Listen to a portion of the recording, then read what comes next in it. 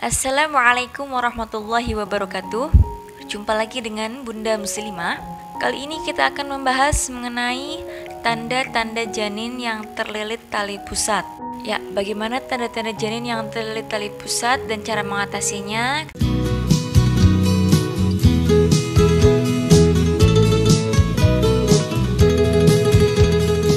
Salah satu masalah yang umum terjadi ketika proses kehamilan persalinan adalah nuchal cord atau kondisi di mana bayi dalam rahim terlilit tali pusar.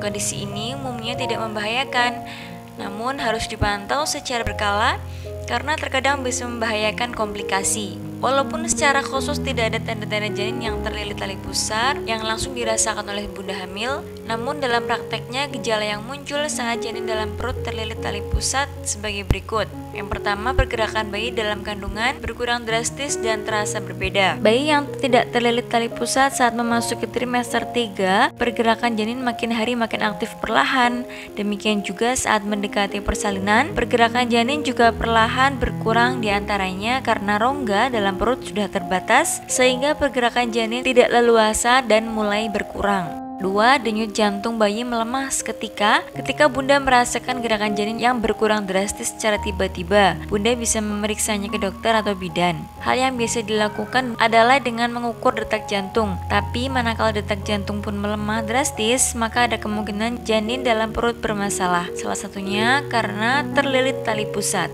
Lalu bagaimana cara mengatasi bayi yang terlilit tali pusat? Jadi, meskipun bayi terlilit tali pusar umumnya tidak berbahaya, lilitan itu bisa menyebabkan masalah ketika tali pusar melilit leher bayi dengan lilitan yang kuat. Beberapa hal sederhana yang bisa dilakukan oleh para bunda saat mengetahui bayi terlilit tali pusat. Yang pertama, tetap rileks dan tenang. Saat bunda mengetahui bayi dalam rahim terlilit tali pusat, bunda tidak perlu cemas dan khawatir berlebihan karena pada dasarnya lilitan tali pusar tidak membahayakan kesehatan bayi selama bisa ditangani dengan baik. Jarang ada komplikasi serius yang terjadi ketika janin terlilit tali pusar. Namun, jika terjadi hal yang serius sebagaimana dipaparkan sebelumnya, maka bunda bisa periksakan segera ke dokter ya. 2.